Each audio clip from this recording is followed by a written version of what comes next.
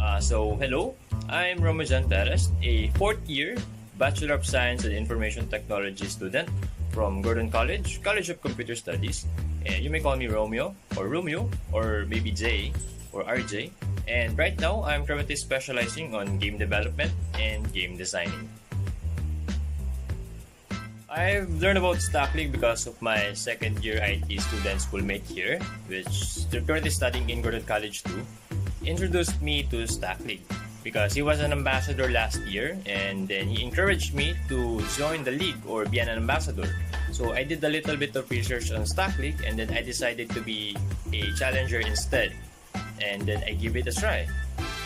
One of my motivations here in joining StackLeague is that I am continually honing and growing my currently existing skills such as my programming, my coding skills, the algorithms, and my data structures.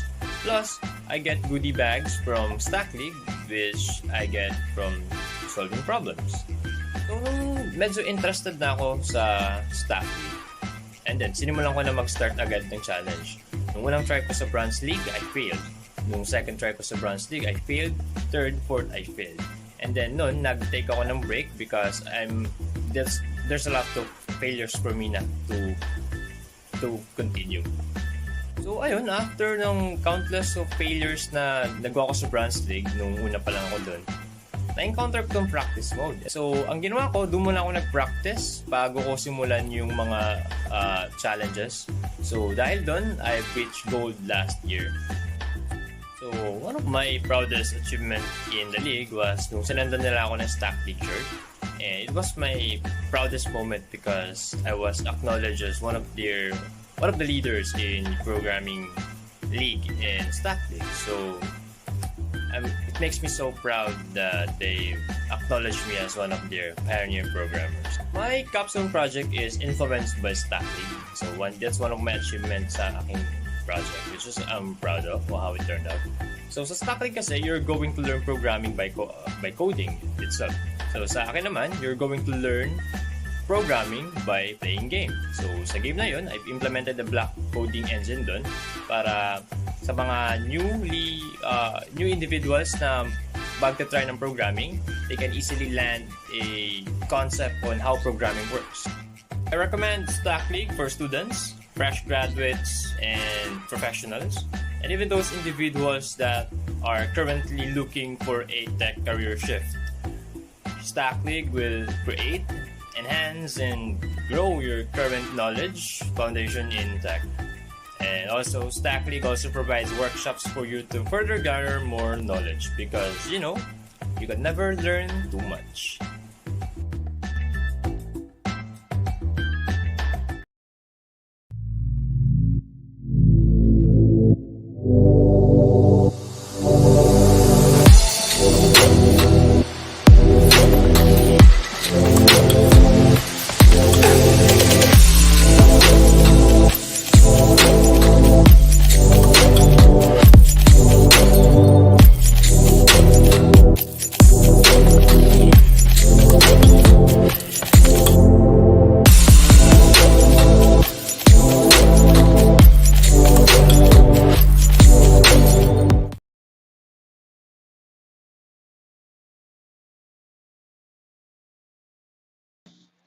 There, a pleasant evening to each and everyone, to our participants for tonight, and welcome to the Stack League and Manulife IT Delivery Center Tech Session, making awesome design into superb code, making superb code even better. I am Isai, and I'll be your host for tonight's event. And with that one, I would like to acknowledge all of our participants for tonight. Hello, we have from Bulacan, ayun.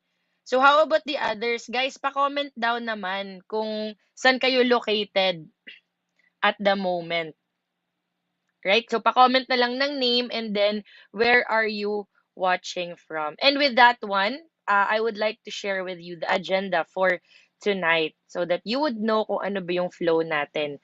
All right, so we will start by playing a video about Manulife IT Delivery Center, and you will also learn more about the overview, the culture, and the brand of Manulife IT Delivery Center, the current tech stack that they are using, and of course, our two um, two topics: front-end development and why software applications fail. And after that, we will be having our Q&A session. So you guys, if you have questions for our speakers, actually you can throw them in our comment section anytime, and we will be addressing them later during the Q&A session. So if my question kayo while the speaker is talking, don't worry, pwede kayo mag-comment down and we will be catering it to them during our Q&A session. Ayun, I can see people now from Pasig. We have from Mandaluyong. Wow, we have from Iligan. Hello sa mga fellow Bisaya. We have from Mandaluyong, Quezon City, and Laguna. It's good to know that we have people from all around the Philippines watching our tech session for tonight. And I know you're all excited to know more about our topic for tonight. And of course, to know more about Manulife IT Delivery Center. And with that one, everyone, please turn in your attention to your screen as we'll be playing a video about the life inside MIT DC.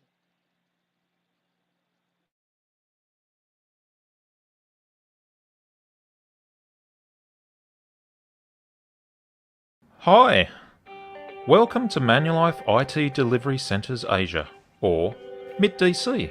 This is also MIT DC. This is a MIT DC office. We'll get to meet each other either here or virtually.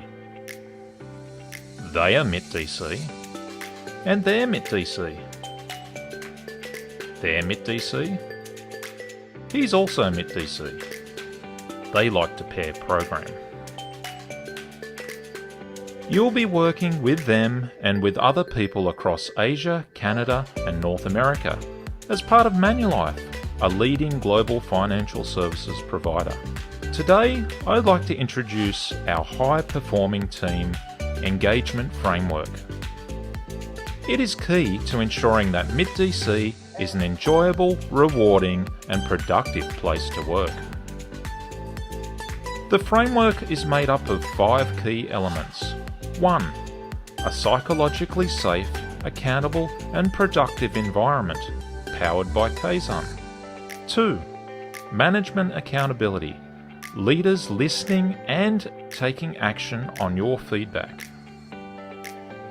3. Shared values and a strategic understanding of our purpose in the company.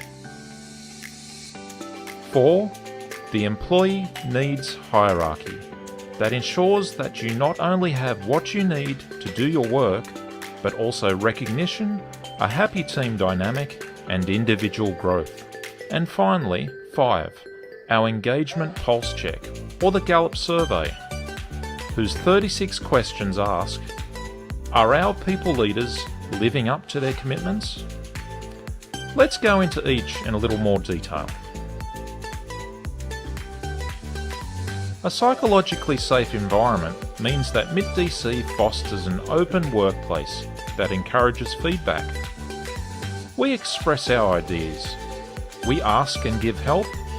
We act with integrity and learn from our mistakes. Kaizen is our methodology for this. Management accountability means that company leaders will listen, confirm, and action feedback at both an individual team and MIT DC-wide level. Through Gallup, employee focus groups, town halls, retrospectives, and the daily performance dialogue. We're here to listen. We're here to act. It's important to have a strategic understanding of our purpose in the company. Our shared Manulife values were co-created with employees globally. Our values guide how we do our work. The employee needs hierarchy ensures that not only are basic needs met, but also individual recognition, a happy team dynamic, and personal growth opportunities. These are part of your needs that Manulife passionately works on with you every day. And lastly, we have the Engagement Pulse Check, or Gallup Poll, whose 36 questions are directly linked to our framework. And, as always, you can give us open feedback too. This allows us to improve and action at both an individual and collective team level. The format follows an agreement scale that goes from strongly agree to strongly disagree. The result is a measure of our engagement relative to other teams and the industry. So that's our high-performing team engagement framework in a nutshell. We're quite excited to hear from you. Until then, remember, we're getting better every day. Bye!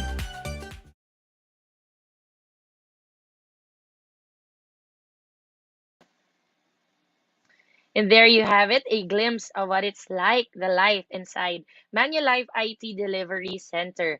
And by the way, guys, you feel free to share our event tonight. So if you have friends, family, colleagues na you think this topic would be something helpful, no, or something would interest them, feel free to share the link of this event. And I can see in people here na nagko-comment na ng mga places. We have Taytay, Tanggob City, we have Bohol, and we also have someone watching from his home.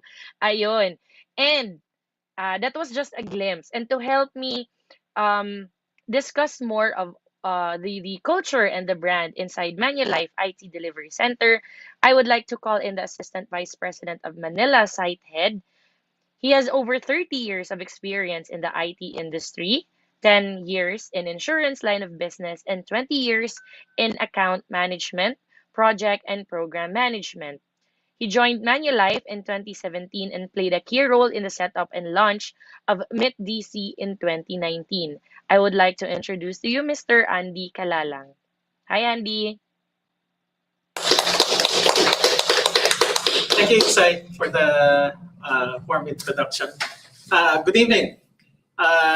Before we begin, I'd like to thank the organizers and the viewers for taking the time to attend this event. So we, as Isai has shown earlier, MIPC stands for Manulife IT, Manulife Information Technology Delivery Center, Asia. MIPC was established in 2018, and we were set up as the fintech arm of Manulife to help achieve its ambitions of becoming a digital customer leader.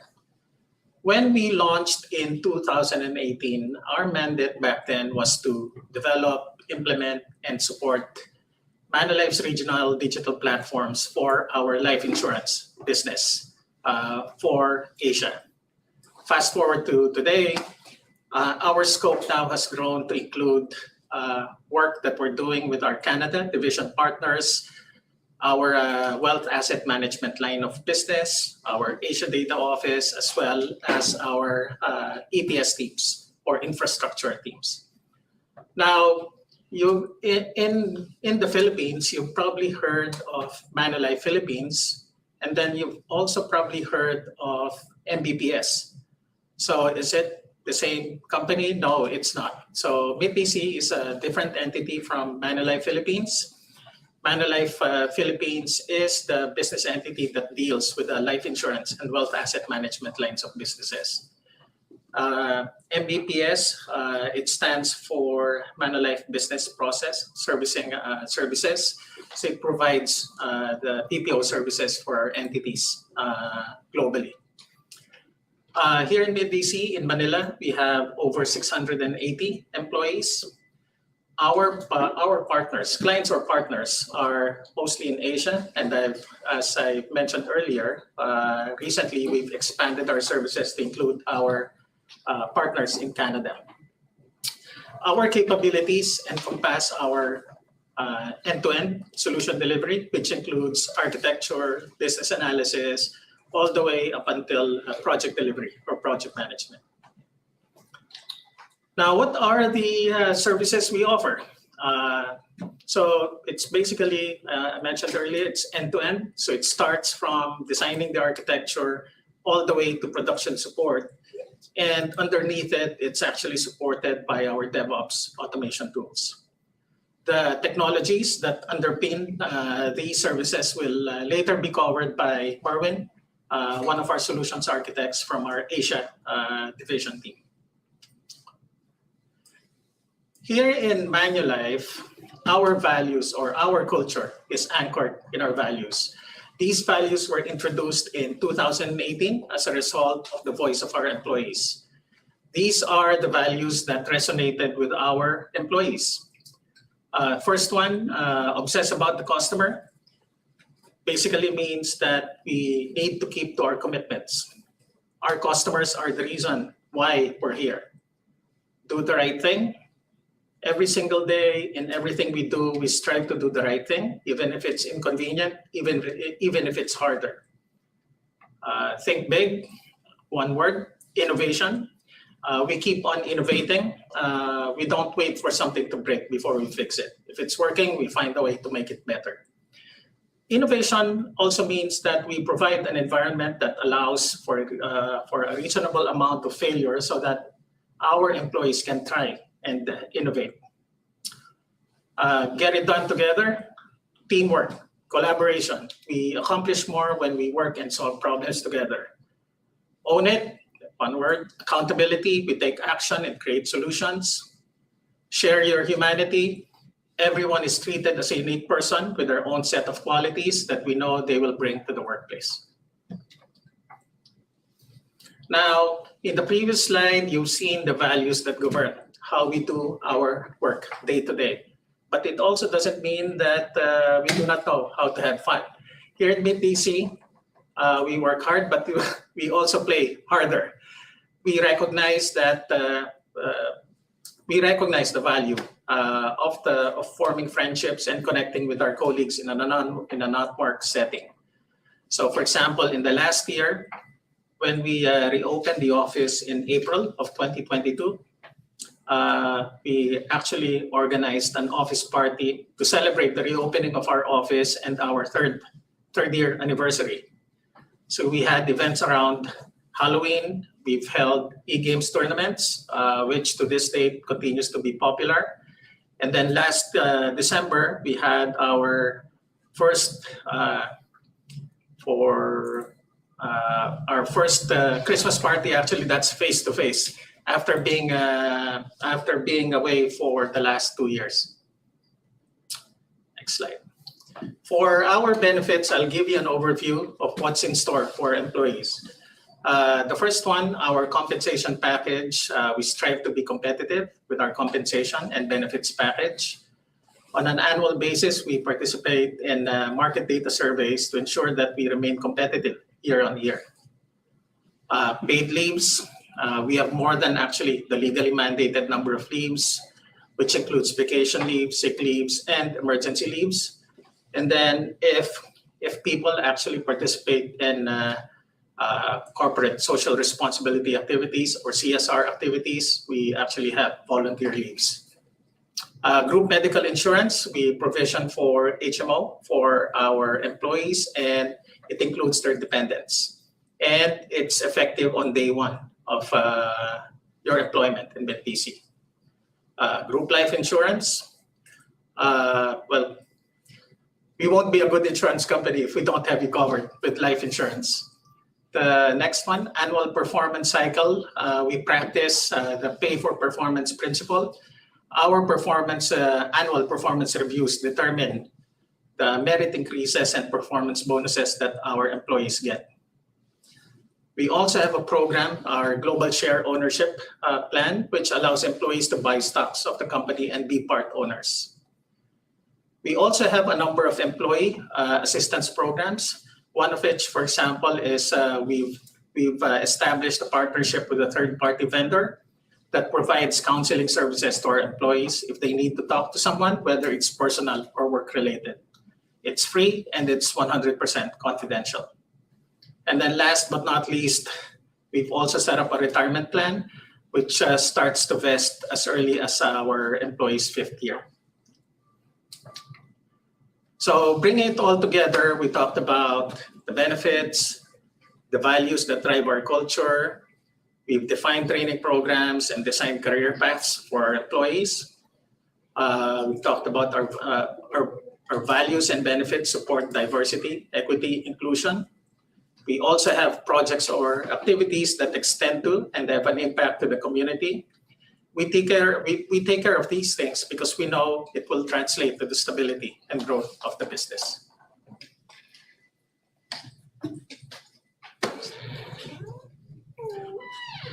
Back to you, Isai.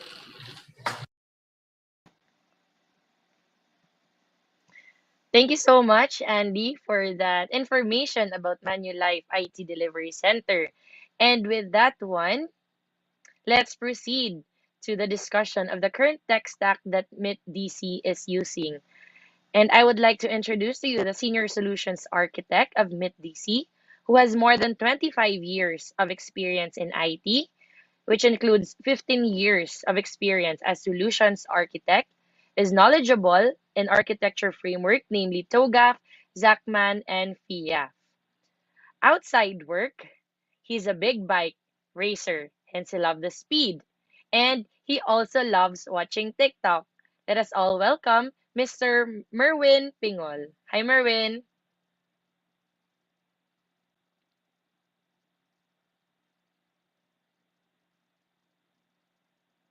Again, I'm Merwin. I'm a senior solutions architect here in Manulife and working with the eClaims project. A while ago, Andy talked about the that IT services that we offer here in DC, which are architecture, app development, testing, and production and support. Uh, on this IT services, it is critical for us as an organization to define and maintain our technology, stacking and making sure that we provide the best applications. We used in our millions of customers across all market in Manulife. So when we do architecture, our design uses implementation, which the following technologies as Spring Boot. This supports the implementation of our microservices with our backend. We also uses Angular with the latest Angular framework, supports and implement with UI UX design from our front end. We also use React for our some of our web application. We also have Node.js, where it supports some of our IT backend processes. And last, from our front end, we deliver and support mobile apps using Swift, Kotlin, iOS, and some Android apps. So now, the design and development is operationalized efficiently and secured.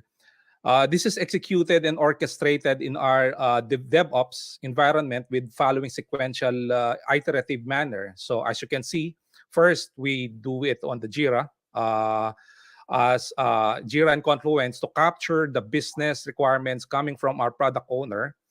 Jira is used where we test and manage our defects and even the requirement management. Second, the code. So all of our code, Java, Angular, Mobile, Swift, are securely checked in our code repo. And then we build. We use Angular, NG, CLI, Maven, Gradle to build all those application, front end and back end mobile apps in order to minimize issue related to software and product defects. The technology that we use ranges from Karma, Jasmine, JUnit, Selenium, pCloudy, helping our test automation on top of this. We apply SonarQube and Fortify and SAST Dusty technology. Later, our uh, um, we will present how we do our testing later with Joefer. On top of this, we completed our testing. We are now ready to release and deploy, where we leverage the Jenkins Artifactory App Center for our mobile app, microservices, and front end. And the target for the secure environment, we're using the runtime hosted in using AKS for microservices, Azure API management, and service bus. Again, from release, deploy, operate, and monitor, all of these technologies sum up on how we continuously operate our application development, support, And proud to say that our application are fully running in the cloud. We are not moving to cloud. Basically, we are fully utilizing the cloud platform. Okay. So you might be thinking, what do I mean by cost efficiency? So given we are already in the cloud, do more physical server, leasing server, blades, and some capital expenses. Um, so you there's no more operational expenses when you are on the cloud, related to monthly bills of electricity, people maintaining the server, and so on. So what does it mean by me, Merwin, is saying the cost efficiently? So I'm proud to say that Meet DC, we have progressing the or utilizing the cloud services, particularly as one of the major factors to drive cost efficiently and also faster time to market. Most of our cloud server provides Azure, example, IaaS, PaaS, SaaS, and all the building blocks of the infrastructure from compute, storage, networking, essential to cloud services, creating a infra in cloud. While these compute services, storage, networking services are related, but there are services that still require us for our operating system, management, and some middleware, which means there will be an additional overhead in cost of maintaining those compute server. Which leads me to now to my point a while ago about the further improving our cost efficiency through the platform services. In platform services, we don't have a setup virtual machine. No need to install, maintain app server, web server, DB server, and we are avoiding those setup. This really helped us our organization to focus more on the product and development in terms of cost optimization, and no need to install or configure those application. The platform services that we have used or we are using currently in Meet DC from different use case, uh, namely, example are the notification hub, event hub, data storage like SQL, NoSQL, API management, service bus, logic apps, and the names go on and on and on. So we're fully utilizing the Azure Active Directory for storing our user information in a secure manner. Now, these are just example of the platform that we use in our organization. But definitely, these technologies are tremendous help in building and maintaining our highly and scalable and secured, cost-efficient application in the cloud. With this being said, I like to pause with slow down a little bit. So, what does it mean you look like? Next slide, please. So, as an associate developer, if you hired as a Meet DC employee, you will first meet your manager team.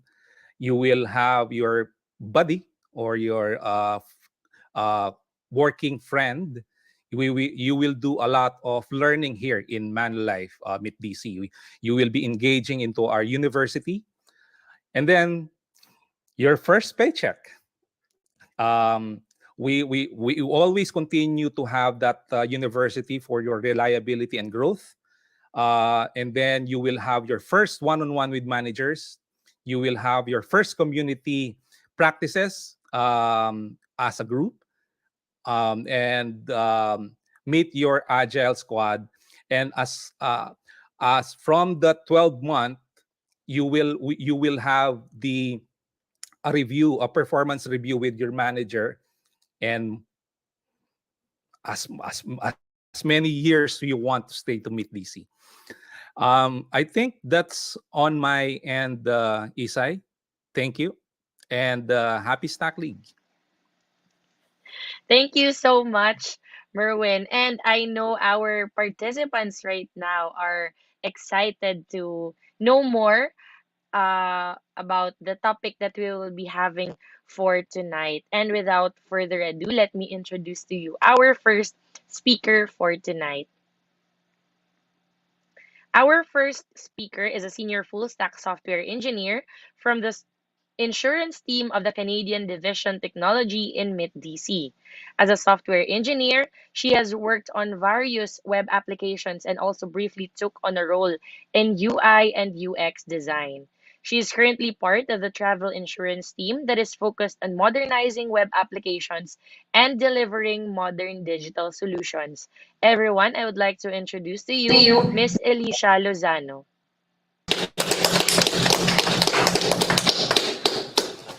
Hi, magandang gabi. Good evening, everyone. Thank you, Ms. Isay, for that very wonderful introduction. And thank you, everyone, for taking time and signing up and taking interest in our short talks about design and code and taking it even further. This session, we're going to talk about making awesome design into superb code. But before we start, let me introduce myself. I am Elisha Luzano, a senior full stack software engineer. And this is the team that I'm part of, Insurance Technology. A little something about myself is that I like creating digital solutions for our users, but not just digital solutions, but solutions that they will like and they will enjoy using. Which is why today I'm going to talk about how, as a developer, we can implement great UI UX designs for our stakeholders, specifically for our users. But first, let's have a short trivia time. How much time do you think does it take for a user to decide whether they like your site or not? So you can comment your answers in the comment section, whichever streaming platform you are watching this video. So I'll give you about 20 seconds to answer that, and you can just comment whatever letter your answer is. Is it A, about 0.05 seconds, B, about 0.002 seconds, or C, about 1 second? All right, we're getting answers really fast. Some answered B. I can see A's, couple of A's, some C's. Last 5 seconds, I believe, C's. All right, so let me reveal the answer. It's actually letter A. It's just about 0.05 seconds for a user to decide whether they're going to continue using your app or they're just going to close their tab and probably never come back again. This puts an importance on a great first impression on the user. And how do we do just that? Of course, we must have awesome design that they will like and will capture their attention immediately. But not just awesome design, we have to deliver that design to the user through superb code. And hopefully, with awesome design and superb code as an output, hopefully they will have a great user experience. So here's like a brief overview of what we're going to talk about for this evening. Starting with awesome design. Most of the time, it's actually not the developers who do the design, but there's usually a UI UX design team who does it.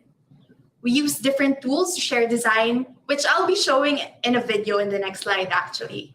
Aside from the different design tools that I'll be sharing, we'll be also looking at the sample application that we'll try to implement later on in our coding part. It's a travel application which allows user to view different amenities in different locations. At least for that example, we'll be showing a landing page of that travel application. So let's begin. The first tool that I'm going to share is called Envision. So Envision is a design handoff tool that designers use to share their designs to the developers. Here we'll look at Travel Now, our sample application, and as soon as you see the pages, you will notice different designs for different screen sizes. Here we're looking at the mobile design. And just as common sites, we have a header, search bar, some popular destinations since it's a travel app, a sign up for newsletter section, and a footer section.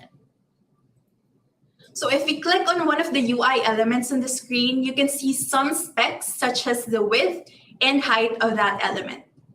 Also, since we're developers, you can also see the CSS code that can be applied once you start coding. Moving on to the next tool, we have Zeppelin. Just like InVision, this is used to share designs from designers to developers.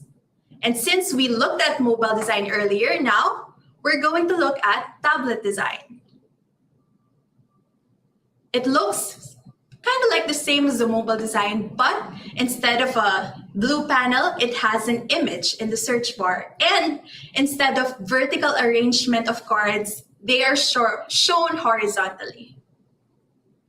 If we click on the text, we can also see the specs or the design specs for that text, such as the font size, the font style used, font decoration, and even the color or the hex code of the color used. Since we're developers, we're interested in the CSS code and the HTML code that can be used while we're developing. Lastly, this tool is called Figma, and we're going to look again at the same travel application, zooming in on the desktop design.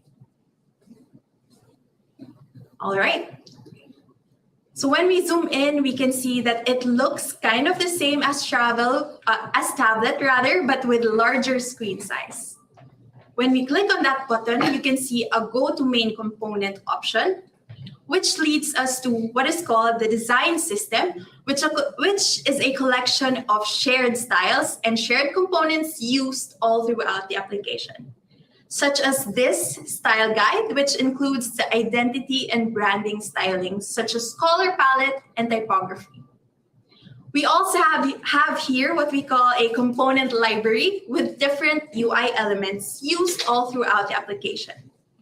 And lastly, we have pattern library, which are larger than components, but can also be seen repetitively all throughout the app. And just like InVision and Zeppelin, we can also see the design specifications here in Figma, such as this color and also the CSS code below. So those are just some of the tools, probably the most popular ones that are used to share designs from designers to developers. You, however, can also try those tools because they offer free trials with limited projects. So after this, you can probably log in and create an account and start, exploring those different tools. In reality, after seeing the design in Zeppelin, Figma, and InVision, or any tool rather, we don't go straight into coding. Of course, we have to make sure that we really understand the product that we're going to build by talking to our stakeholders, such as our designers and our business team. However, for this topic tonight, we're going to go straight to coding. So now we're going to talk about superb code. And one of the most common words that you might hear while talking about user interfaces is front-end development. Commonly abbreviated as FE, it is creating websites and applications using web technologies such as HTML for structure, CSS for styling, and JavaScript for behavior. FE is mostly tied to the side of the app that is client-facing, which users can access and interact with. So imagine you have a website in front of you. All that you see there, the button that you click, the text that you're reading, the color of the link, all go through front-end development. Before we move on to our next slide, let's first have a quick recap of what we talked about in the previous slide. We have here 3 different technologies that we talked about just a few moments ago. A, HTML, B, CSS, and C, JavaScript. I'll be flashing the description of the technology here in the screen, and you just have to type in the comments which technology matches this description. So you can start now, and I'll probably give you about 20 seconds for that. All right. Some answers are coming in. Which technology do we use to create website structure? And the audience is very much focusing on the presentation. We are seeing a lot of A's here, and that is correct. HTML is the technology used to create website structure. How about the technology used to define the behavior of elements? It's either B, CSS, or C, JavaScript. So you can type your answers below. Which technology do we use to define the behavior of elements? All right, we're getting a few answers. We have a C, C, all right. And the answer is actually JavaScript. JavaScript is used to define the behavior of elements.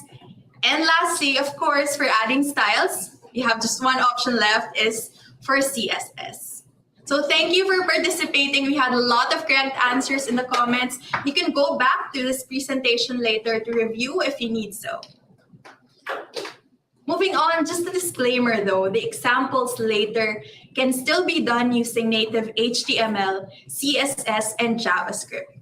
However, for shorter and simpler examples, we'll use React.js, a front-end library for building user interfaces, and Sass, a CSS preprocessor, which we'll be using for styling our elements. So let's begin. Where do we start? Just as anything that is being built, we start with the foundation or the building blocks. In our case, it is the design system. I hope you remember that part that we showed in the video. We'll implement that design system first and use them as we go and build the larger layouts. Starting with the style guide, or specifically color palette as an example. We'll translate it as a theme of our application, and on the right is a theme file named theme.scss where we can declare variables and assign them to the hex values of each color. Such as this yellow hex value, we've assigned it to the primary variable. This way, if we need a certain element to be of color yellow, we don't have to declare that hex value again and again all throughout the application. This is tedious and this is error prone. So if we need something to be of that color, we can just use the primary variable. And from the user's perspective, if something is not error prone in our code, they will not be confused of the different colors that might be showing in their application that is not intended. Next, we'll implement the component library, specifically the component link, and make them reusable components. So components are elements in our user interface, and we'll make it reusable through different properties or props, such as take this variant, for example, which is a Boolean value that can be true or false.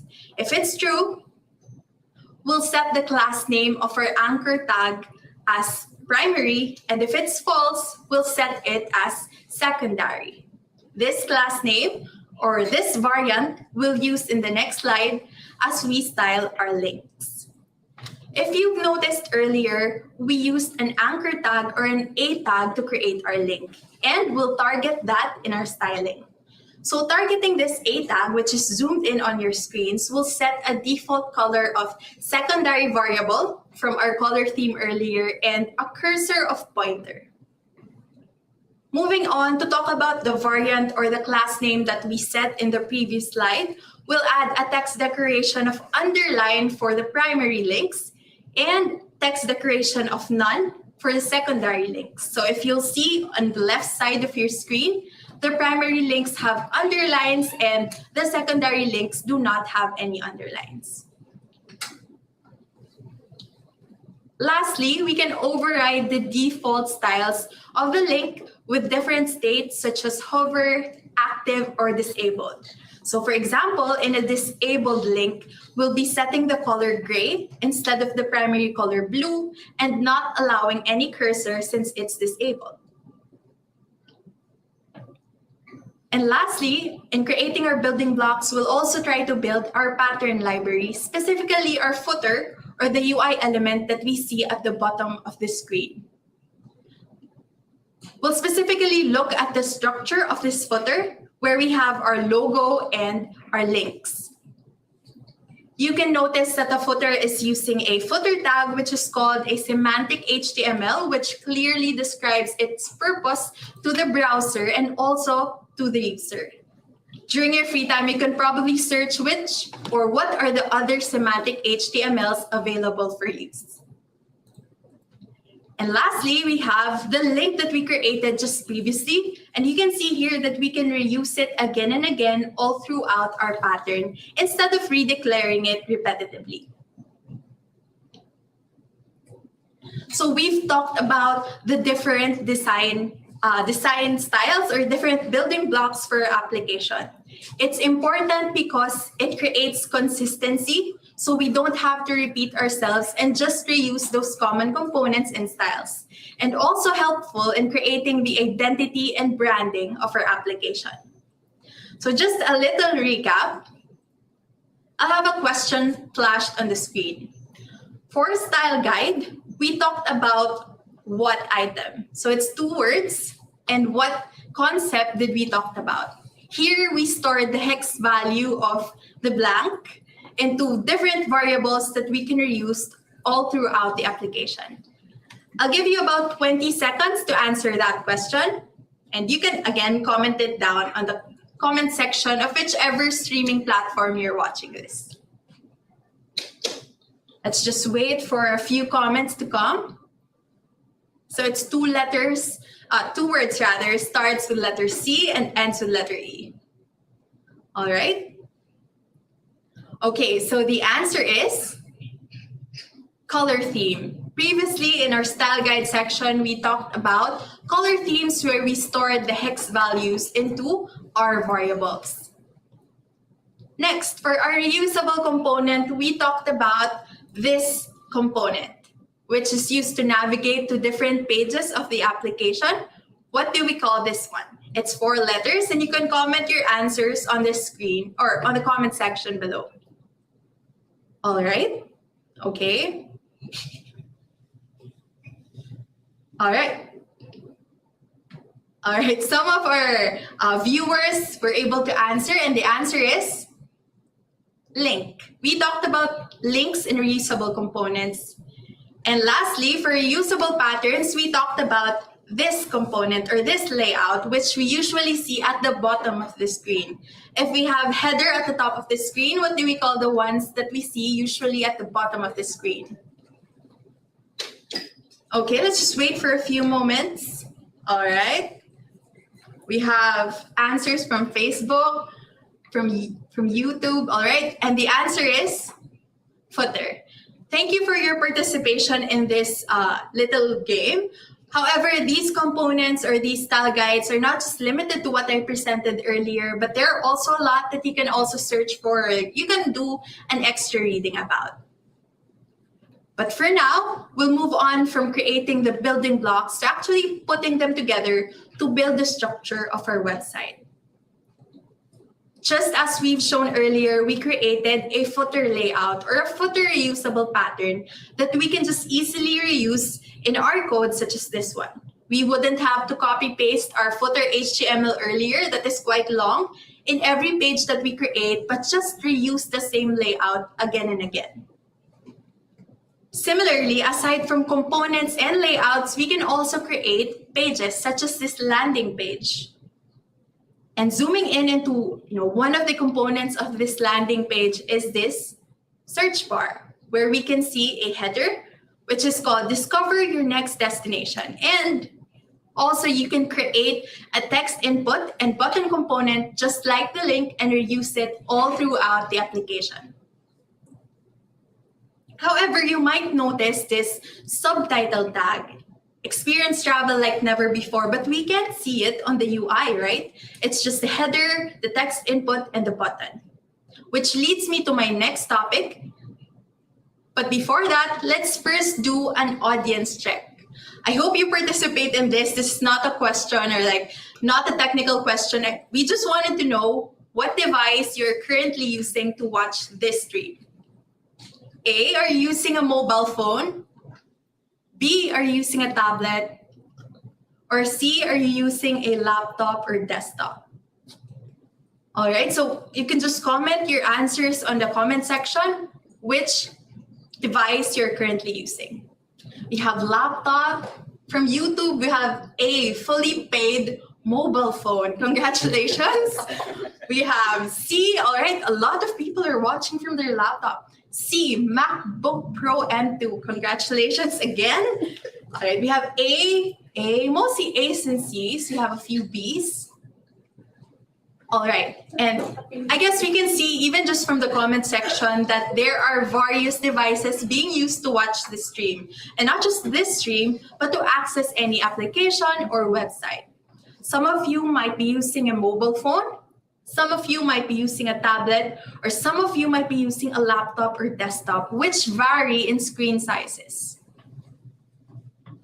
This is actually a call for us to develop applications that do not just work on one screen size, but those that look good in all screen sizes and are usable also in all screen sizes. And that approach is actually called responsive web design, where applications render well on all screen sizes and resolutions while ensuring good usability.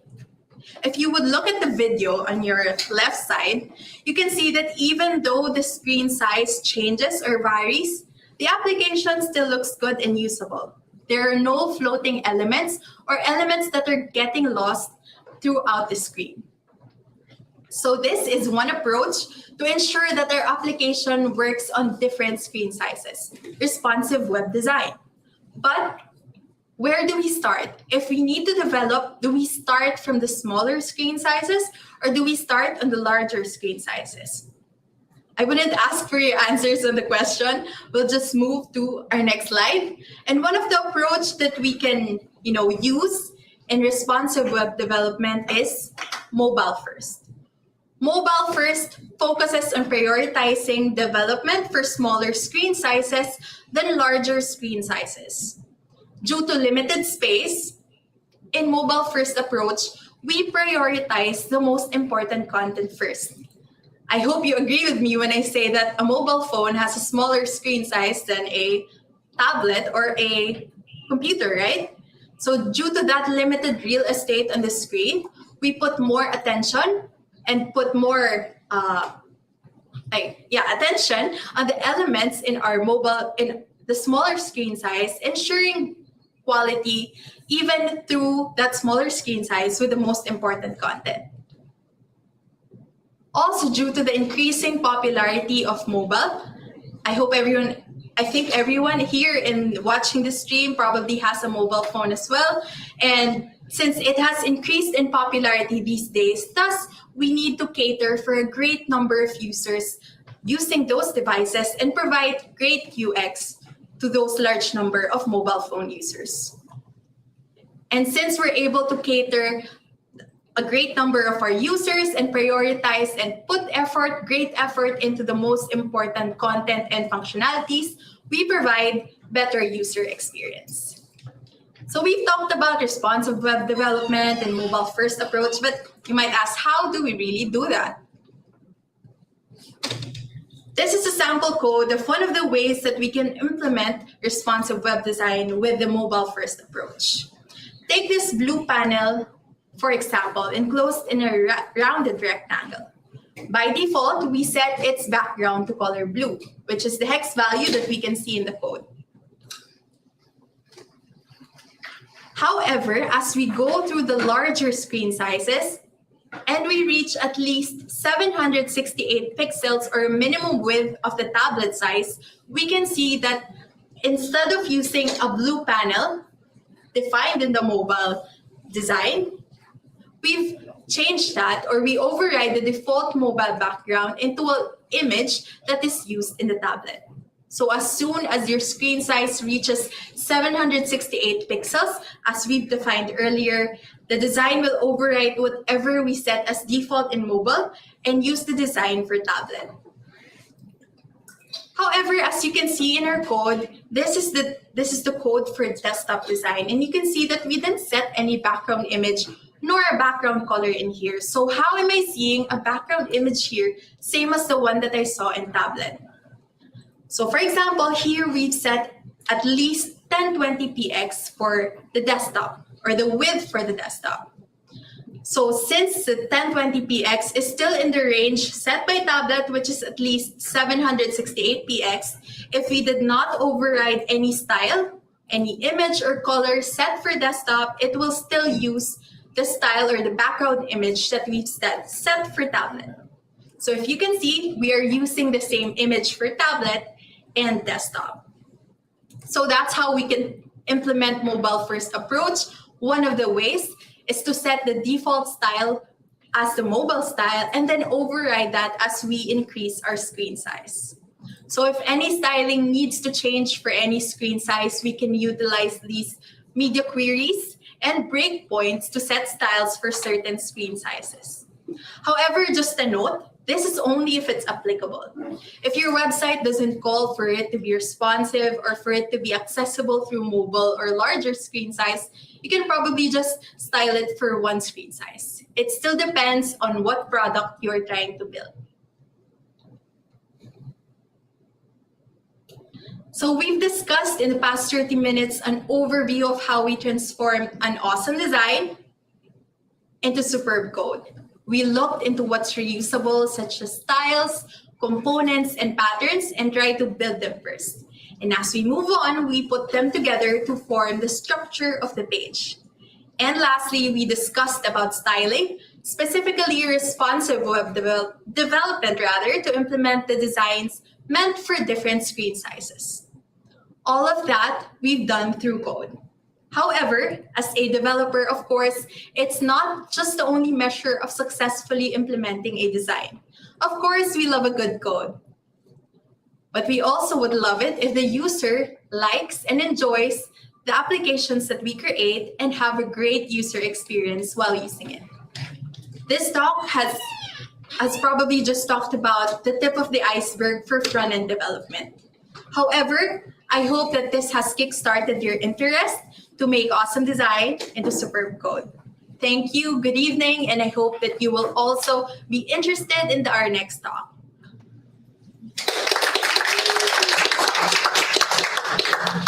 Ayun, thank you so much, Elisha, for that very informative presentation. So I believe madami kayong na-learn and I know you want more kasi meron pa tayong isang topic. But before that, let's take a pause. Ayun. And by the way, guys, again, if you have any questions, feel free to type them in the comment section and we will be addressing them later during the Q&A portion. All right.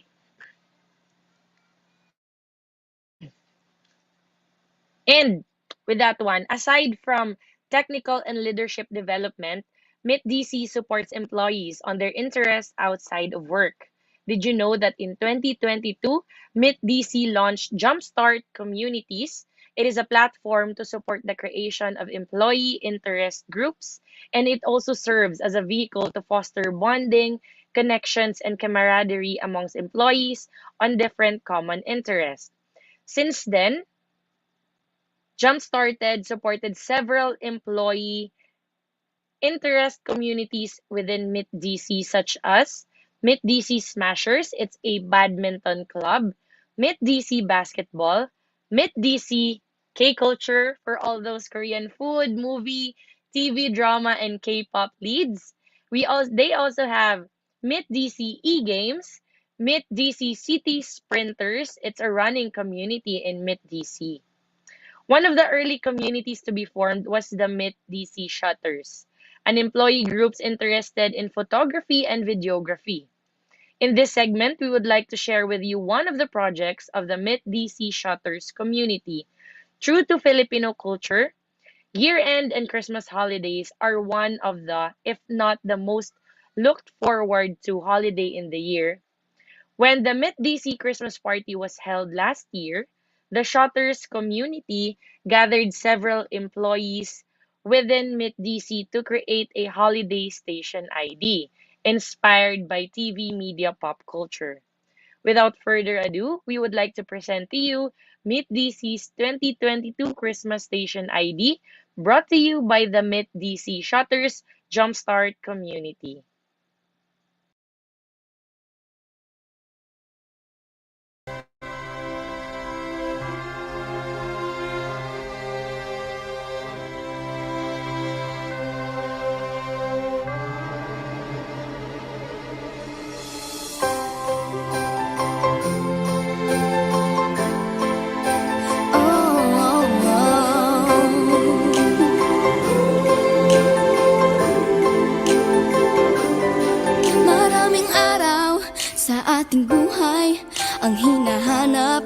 may kalayuan. Di man tanaw, di nauubusan ng tiwala sa sarili, lakas ng dasal. Alam mong sa dulo ng bawat taon, naghihintay ang masayang panahon.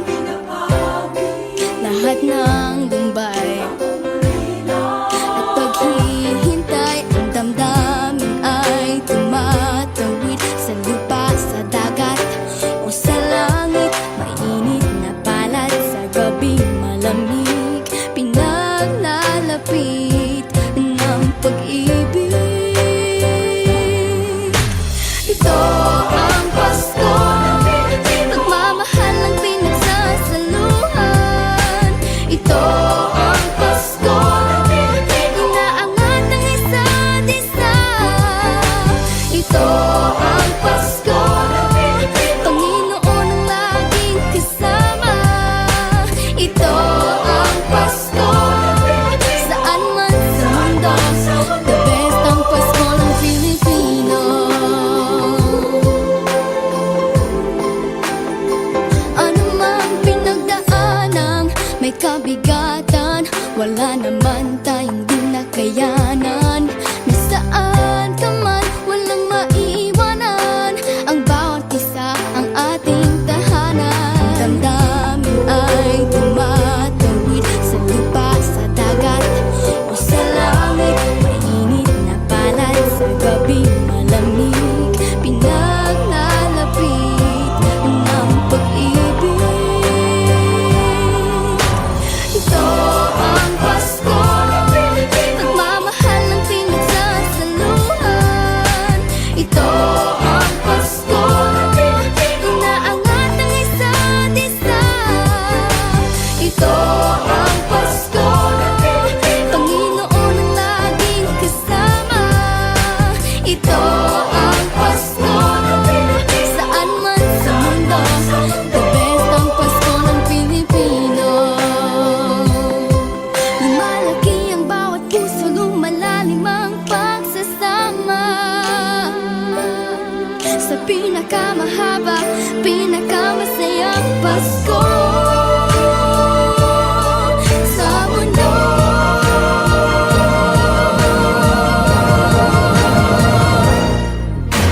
Ito ang Pasko, pagmamahal ang pinagsasaluhan. Ito ang Pasko, inaangat ng isa't isa. Ito ang Pasko, Panginoon ang laging kasama. Ito ang Pasko, saan man sa mundo, the best ang Pasko ng Pilipino. Ang Pasko, pagmamahal ang pinagsasaluhan. Ito ang Pasko, inaangat ng isa't isa. Ito ang Pasko, Panginoon ang laging kasama. Ito ang Pasko, saan man sa mundo, the best ang Pasko ng Pilipinas. The best ang Pasko ng Pilipino.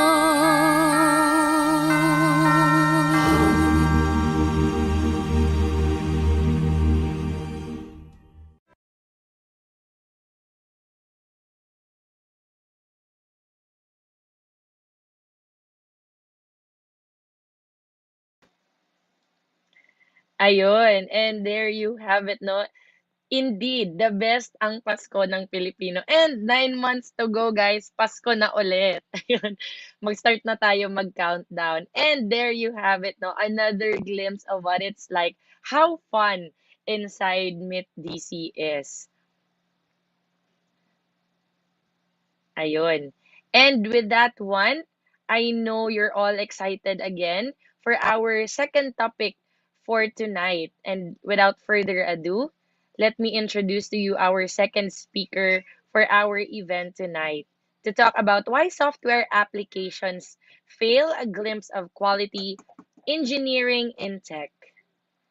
Our speaker is currently heading the quality engineering capability for PH in the Asia Division Technology in MIT DC.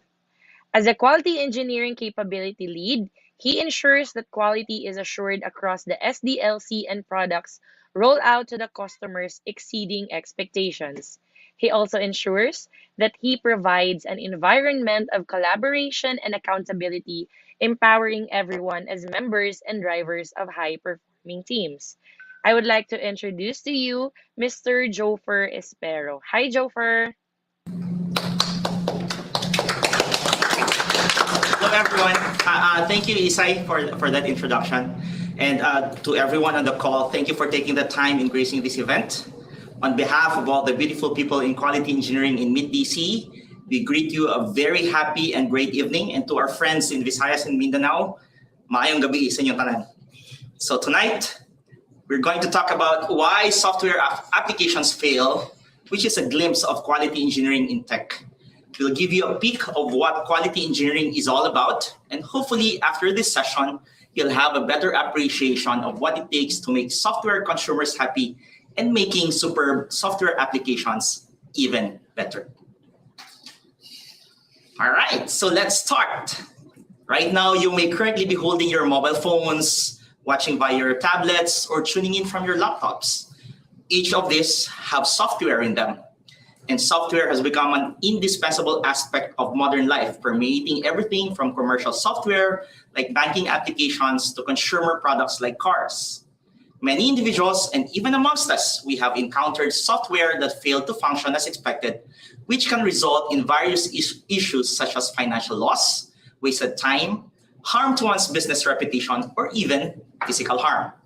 So imagine logging into your banking app and voila, all your hard-earned money is no longer there because of a software glitch.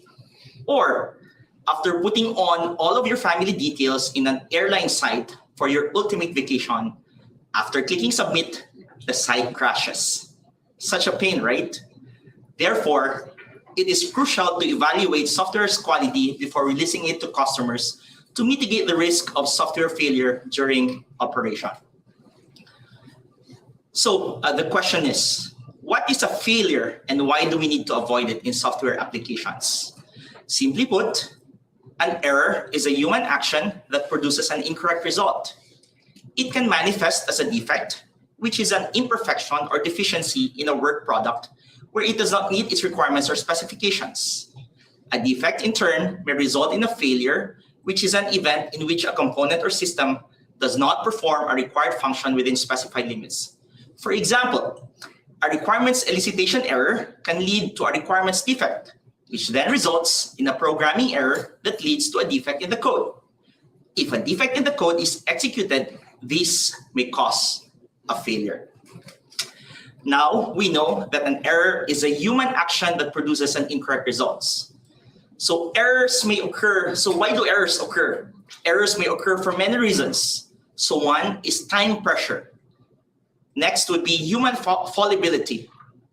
Of course, errors can also happen because of miscommunication about requirements and design. It may happen because of the complexity of the code, the design, the architecture, the underlying problem to be solved, and or the technologies used. It can also happen because of misunderstandings about intrasystem and intersystem interfaces, especially when such intrasystem and intersystem interactions are large in number.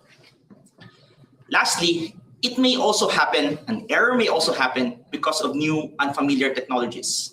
So apart from code defects, software failures can also result from environmental factors. Environmental conditions such as radiation, electromagnetic fields, and pollution can cause firmware defects or modify hardware conditions that affect software execution. So probably a lot of you would be asking this question. So how do we avoid these failures in software applications that we use in our day-to-day lives? This is where quality engineering comes in. But before we discuss software quality engineering, let's have a quick review. All right, so on your screens, here's the question. What is an event in which a system does not perform a required function? A, error, B, defect, C, failure. So let's see. You may type your answers in whatever platform we have. All right. Answers coming in. And some of the guys here are saying B, some of the guys are saying C. All right, so without further ado, the answer is in Manulife green, letter C. All right, so it's a failure. It's the event in which a component or system does not perform a required function within specified limits. Thank you for your answers. Now we go to what is software quality engineering. Software quality engineering, or SQE, is a set of comprehensive practices and methods used to ensure that software products and services meet or exceed customer expectation in terms of quality. So number one, meet, but more importantly, exceed customer expectations. SQE encompasses the entire software development lifecycle, from requirements gathering and design to testing and maintenance, and focusing on ensuring that all processes and activities are performed to a high standard. So SQE involves establishing and implementing quality standards, processes, and tools, as well as measuring and monitoring performance metrics to continuously improve quality. SQE also involves collaboration and communication among stakeholders, including developers, testers, project managers, and customers, to ensure that everyone is aligned on quality goals and expectations. And I'm implying here that quality engineers are actually very good collaborators and communicators. The objective of SQE is to guarantee the product's quality right from the outset, thereby reducing potential losses resulting from defects. Unlike conventional quality control measures that are only applied during the final production stages, SQE is present throughout the entire software development lifecycle. So traditional methods can prove to be inefficient and lead to additional expenses and effort. Software quality engineering heavily relies on the expertise of engineers who play a pivotal role in designing, implementing, and maintaining policies and procedures that ensure the quality of the development process. This involves a comprehensive understanding of evaluation practices and technologies, including artificial intelligence, big data analytics, and automation, in order to engineer and re-engineer the entire process for improved quality. For this session, let me introduce to you two concepts that are integral to quality engineering here in Manulife that we really hold very dear. First is software test automation, and second is performance testing. And believe me, in Manulife, we focus on quality because quality is our responsibility. All right. Yeah, before we continue, icebreaker time. When you hear the words software test automation, what comes first in your mind? You may type your thoughts in the chat box in whatever platforms you are tuning into. All right, so let's give you around 20 seconds. So what comes in your mind when you hear the term software test automation? Automatic, yes, very nice. Automation, of course, right? Fast. What else? New innovative software.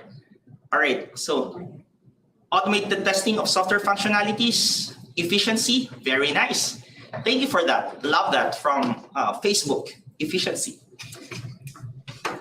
Trying to know. All right, so for those of you who tries to know, so let's go. Let's talk about software test automation. So what is software test automation?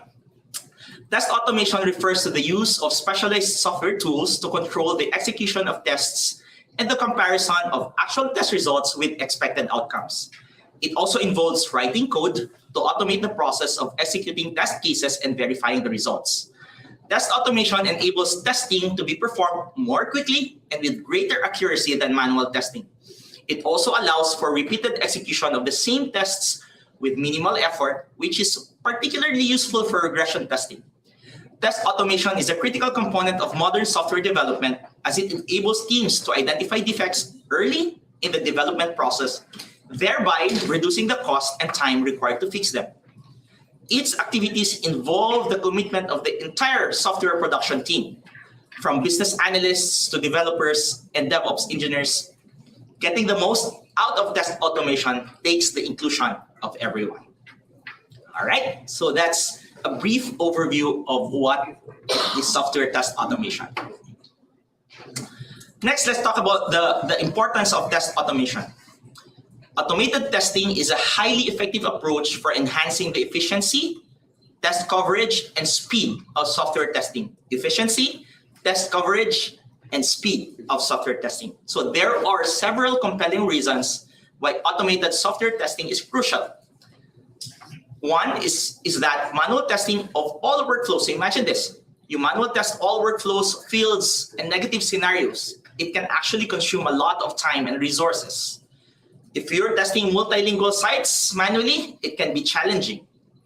So test automation also eliminates the need for human intervention, enabling you to run automated tests unattended, even overnight. If you want it scheduled, then go ahead. That's test automation for you. And test automation accelerates test execution, of course. Test automation also helps increase test coverage. And lastly, manual testing can become tedious, or some of you may call it boring, and lead to errors. So that's the importance of test automation. So what tests do we automate?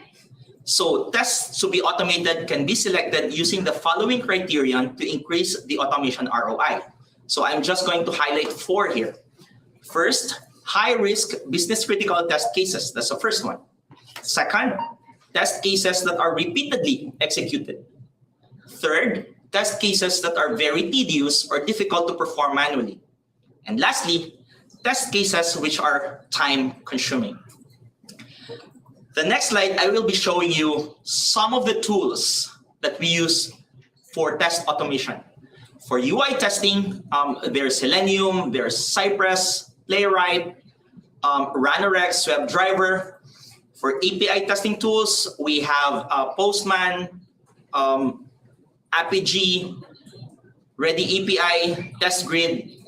For mobile testing tools, we have Perfecto, we have Appium, Silentdroid, and some of the integrated testing tools, we have Catalone, Microfocus UFT, and SmartBear Test Complete.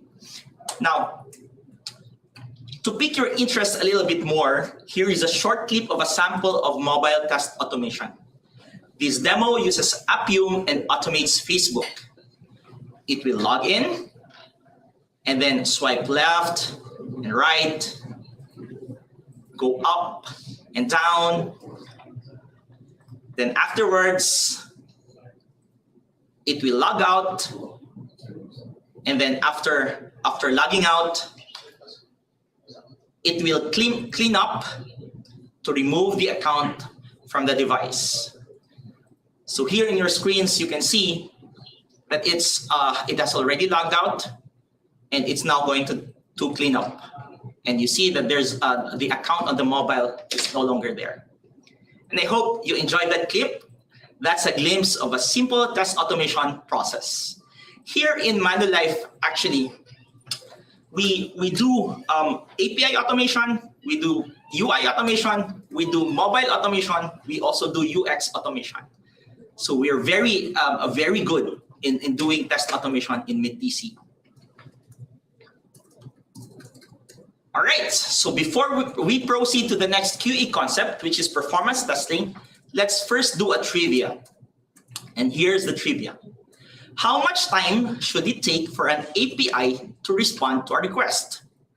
So again, you can type in your answers on the chat boxes or on whatever platform you're tuned in. So A, more than 1 second. B, about 0.2 seconds. C, about 1 second. So we'll wait for your comments. B, everybody's B. Why, you don't like your APIs in your applications to respond more than a second? About a second? All right, so everybody's B. Yes, everybody got it. So the answer is in Manulife green, letter B. About 0.2 seconds is correct. So according to industry standards, API response times should be on the 95th percentile, between 200 milliseconds to 600 milliseconds. All right, good job, everyone. Now, the next concept is performance testing. So what is performance testing? Performance testing is a type of software testing that measures how well a system performs under specific conditions, such as a high workload or concurrent user activity. The goal of performance testing is to identify and address performance issues such as slow response times, poor scalability, or excessive resource utilization before a software application is released to end users. Performance testing is typically conducted using automated testing tools and can include tests like load testing, stress testing, and endurance testing. By performing performance testing, software teams can ensure that their applications meet performance requirements and deliver a positive user experience. The thing is, in the real world, while performance testing is a crucial aspect of ensuring software quality, it is often neglected and perceived as an afterthought with a tendency to begin only after functional testing has been completed, and sometimes after the code is ready to be released. There are actually several reasons why performance testing is important. So I'm going to highlight 5 here. First is that performance testing is important to identify and address performance issues. So performance testing helps identify performance bottlenecks, such as slow response times, poor scalability, excessive resource utilization, so that they can be addressed before an application is released. Next, second, to optimize application performance. Performance testing helps optimize an application's performance by providing insights into which components are causing performance issues, allowing developers to focus their efforts on optimizing those components. Third, we want our platforms to be reliable and stable. So performance testing helps ensure that an application is reliable and stable under different workload conditions, which helps in turn prevent unexpected crashes, downtime, or loss of data. Fourth, to improve the user experience. So performance testing helps ensure that an application provides a positive user experience by delivering fast and responsive performance that meets user expectations. Last but not the least, to meet performance requirements. Performance testing helps ensure that an application meets performance requirements such as response time, throughput, and concurrency that are defined in service level agreements. So that's 5.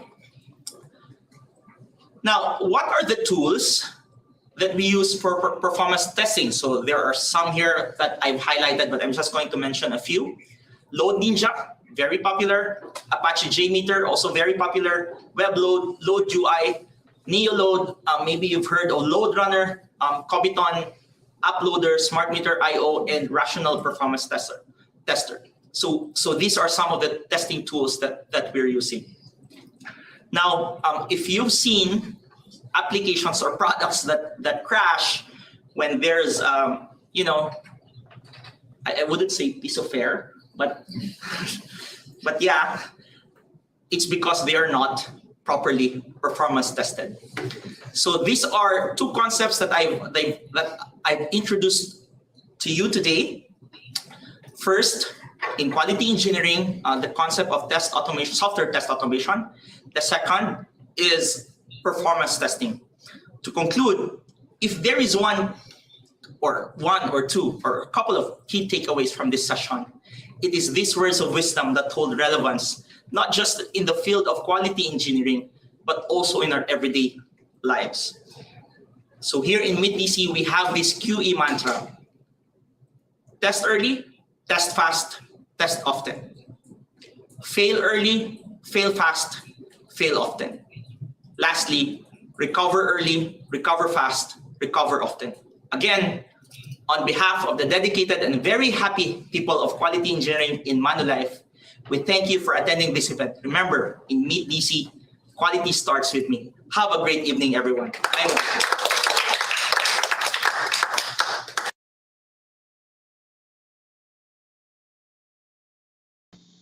And there you have it, everyone. That ends our um, sessions for tonight. But before that, as promised, we will be having our Q&A session. And with that one, I would like to call in back Merwin, Elisha, and Joefer.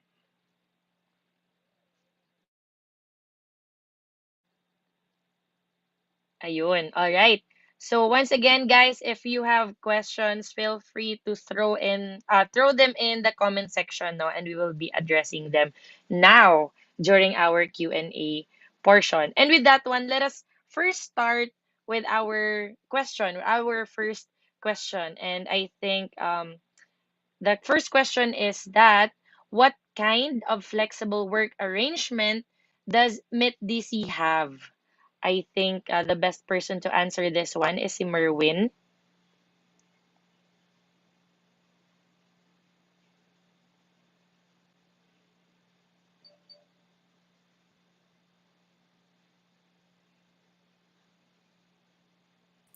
Yeah, can you hear me? Sorry. Yep, there. Okay na. Yeah, right. Apologies. Yeah. So here in BTC, we are measured based on performance, deliverables. So we are flexible. Basically, we report to the office, and we have flexibility to work from home, especially during those period na on pandemic. Most of our work we are doing it online, but we have an we report now in the office to make sure the camaraderie, we miss reporting to the office. That's why we report na in the office, but we have that flexibility working. There. And follow up na lang din siguro for Merwin, no? So how does Manulife support your professional development and career growth? Right. Thank you. So basically, number one, we have that one-on-ones. We have that one-on-ones. We are measured with our performance. Yearly, we have our goal to achieve it, and we're helping the team. We're helping our peers to make sure they achieve their goals on it. And we have the Gallup then for openness, or the survey itself, to make sure we capture those sentiments or any information or context that we need to address. So yep, so we are measuring it by performance in a way. There. Thank you so much, Merwin. And let's try to check on questions from our participants tonight. We have here one from Byron. Question is that why use different apps to design when you can use Figma only? And I think the best person to answer this one is si Elisha. All right, thank you for that question, Byron. Actually, when we work on a product, we can just choose to use one design tool. So I've just shown 3 different design tools that you can choose from, but you can just use one of those. However, with the exception of Zeppelin, since Zeppelin is more of a design hand of tool, so it's used more to publish the design than create the design. So kind of, if you're done with your design, you can just share it to Zeppelin and developers will see it from there. However, if you'd like to choose between Figma and InVision, I think one of the reasons that you could probably choose InVision over Figma is that the pricing is a bit more inexpensive in InVision compared to Figma. But if you're going to create your product, you can just choose from any of the tools and just stick to one. But if you'd like, you can, do a combinations of those different tools. So there. There. I hope that answered your question, Byron. And to follow up na lang din since related yung question, no? So what are the common challenges in implementing user interface? All right. So I believe the common challenges would be having the mindset or having that attention to detail. It takes really practice to spot a difference in a few pixels or a difference in the shade of color. So having attention to detail is one of the challenges that we have in implementing UI designs into code or translating them into working interfaces. But I guess no challenge is not solvable by a bit of practice or spending some time to have that mindset of putting more attention to detail. All right. Thank you so much, Elisha. And the next question is, I think this is for Merwin. How does Manulife, ay, sorry, tapos na pala to. Question is, what do you think are the most important skills to have in today's job market?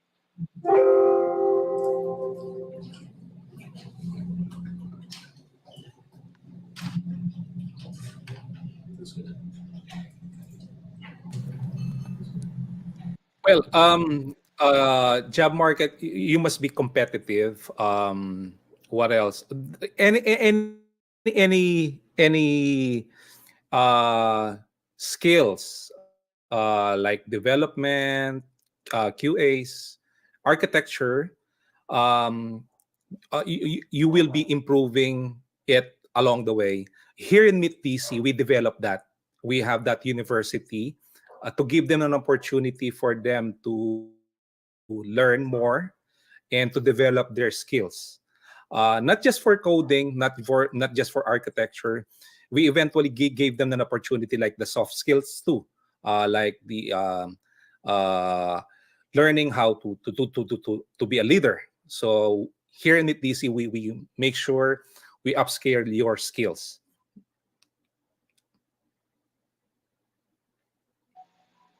There. Thank you so much, Merwin.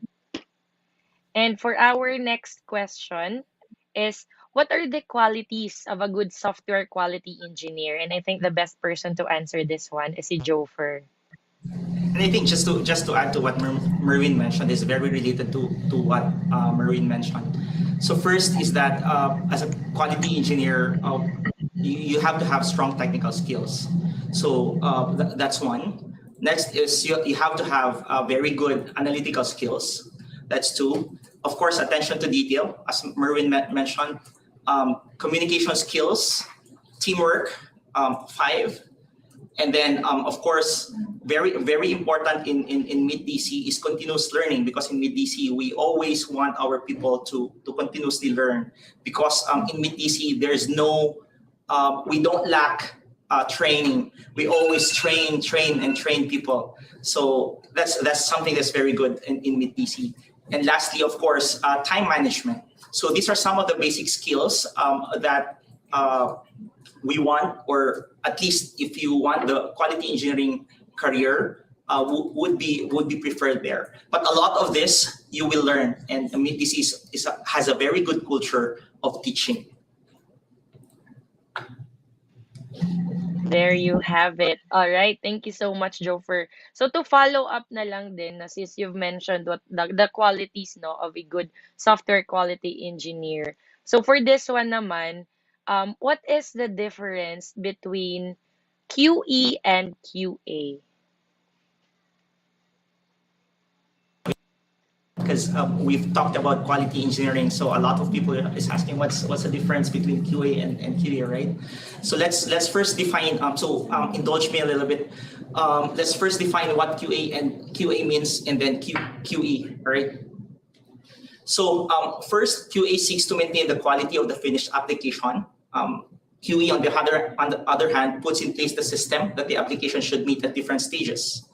So QE requires all teams are involved in the development of the application to pay attention to quality. When I say all teams, that's not just the quality engineering team, but as I've mentioned on the presentation, that includes DevOps, developers, even the business analysts, the PMs, DMs, and everyone. So while QA generally leaves this to the QA team, just one team when they apply. So QE sees quality as both a top-down and bottom-up effort, while QA sees quality as a top-down effort. So quality engineering, as you can see, right, it's all encompassing. And lastly, if we look at QE, QE seeks to keep things agile and flexible, while QA looks at just the bigger picture, right? So that's just one whole chunk. So in summary, QA versus QE. So let's summarize. QA is focused on ensuring that software products meet established quality standards, but QE is responsible for developing and implementing not only processes, tools, but also the methodologies. That's why I presented test automation and performance testing. So that's it. Right. Thank you so much, Joefer, for your answer. And for our next question naman is for Elisha. So this one, why implement your own design system instead of utilize existing third-party libraries that are extensible and has built it team support? Okay, thank you for that question. Of course, no one is limiting you from using third-party libraries or UI libraries to create your components or layouts. But just weigh the pros and cons. If the amount of time that you need to customize that to fit in your branding or the identity of the app that you're creating is less than the time that would take you to create your own, or would it be quicker if you just create your own and customize? Or if you really need all the elements in that UI third-party library, since that could be quite heavy, or if you just need a few, would it make it easier for you and less heavy for your application to just create your own? You just have to weigh your pros and cons, but no one is really stopping from anyone to use UI libraries. And also, even if you decide to use UI libraries, the concepts of building from the bottom, from the smaller components, and customizing them to fit the branding and identity of your product, up to putting them together and up to making them responsive with the mobile first approach, those concepts could still be applied whether you are using or not using a third-party library. Nice. All right. Thank you so much, Elisha. So at this point, let's get questions naman from our participants. Let's see. We have one again from Byron. How do you determine which test should be automated versus executed manually? Oh, very nice question. I think that's for me. Yeah. So probably I also saw another question very related to that, like how in what situations is manual testing preferred over automated testing? So what are the tests? No, first, high or business critical tests or business critical tests. That's the first criterion. Of course, repetitive tests. Those that are very long. If you execute them, it would take so much time for you. So automate them. Just leave it overnight and so on and so forth. Now there are also tests that we cannot automate. A lot of very data dependent tests that uses dynamic data in the tests. These are some that we cannot automate. But generally, 80 to 90% of the test cases we can automate. Put on the CI, attach to become continuous testing. Just click and go. So thank you for that question. For those questions, by the way. There. So I think that also answered the question of Stephen about comparing manual and automated testing, no? So for this one, we have another question. Ito siguro. From Raymond, how is testing being done by developers? Are they solely done by QA? So first I'll answer and then I'll have Merwin answer it. So are they solely done by QA? Definitely no. And then I'll turn it over to Merwin. Go ahead, Merwin. Right. No, basically we developers, QAs work hand in hand. They're doing a unit test. So as a developer, we have a lot of methodology that we are using. So unit testing is part of it. So every time we develop a code, we make sure we unit test it. BDD is one part of that framework. Test first, and then you code it. So we have a lot of practices here in Meet DC that we incorporate and we want to make sure the quality that we deploy in our production are very, very high in quality.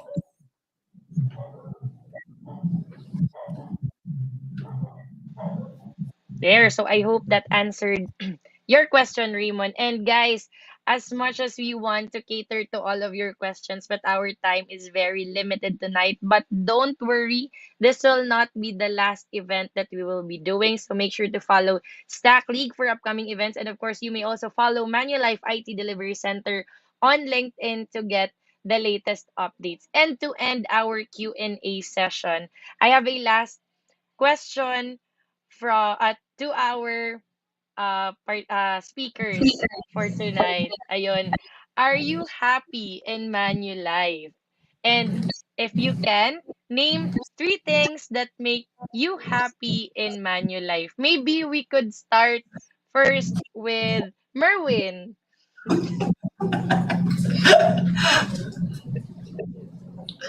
Yeah, you can see I'm smiling. Yeah, the term is um, very happy. Basically, I've been here for 4 years now, almost getting 5 years. So career growth in wise, I've seen they help me a lot from my peers down to the executive level, higher ups. We're having even and uh, basically we're very happy in Manulife in more beyond my term. So working with QAs, working with developers, um, uh, eventually it's a very collaborative team, and we have our night out, we have our um, uh, brown sessions, lunch out. So ano din kami, we're humans. We're humans na we're doing a lot of things na to make us happy, and Manulife provide us or Meet DC giving us the opportunity to work together, and we're very much happy with our company. Ayun. So I think the answer is yes. Merwin is very happy in Manulife right now. Siguro next to answer, can we have Elisha? All right, thank you. Thank you for that question. So yes, happy in Manulife, and the three things probably first I would name is the opportunity for learning. Just recently this month, I attended a training about AKS. And next month, I'll be attending also another training for product ownership. So those kinds of things and those opportunities to learn, but not just to learn, but also, for example, second thing is, impart to other people what you learn, like this opportunity or the opportunity also to share to the other members of the team. And also the last thing I believe is the third thing, not the last, but just the third, since our audience asked for three examples, is what Sir Merwin has mentioned, that being able to connect to your teammates or to other members of the organization, not just through the work side, but also through different activities such as, engagement activities, different parties, hangouts, get together, and not just able to see them in their work, work mode, but also in their humanized form. So yeah, that's one of the things that make me happy. Passing to Sir Joefer. All right. Am I happy? The answer is no. I'm not happy. I'm overjoyed. Super joyful that I'm here in Manulife. So the three things that makes me happy and stay here in Manulife, three things. The people, and people. Those are the three things that makes me happy here. Just to give you an idea, on this room, there's the TA team. They're all here. We're all supporting each other. I sit across the head of digital engineering. I can just go up to him and talk to him. The head of the Asia division was just here a while ago. We can banter with him despite of, I'm I'm a little bit younger. And then the head of the Canada division is here. So, I mean, these are the what makes Manulife the people. So it's not the name Manulife that makes Manulife. It's the people that makes the brand. It's the people that makes the culture. It's the people that makes the company. That's Manulife.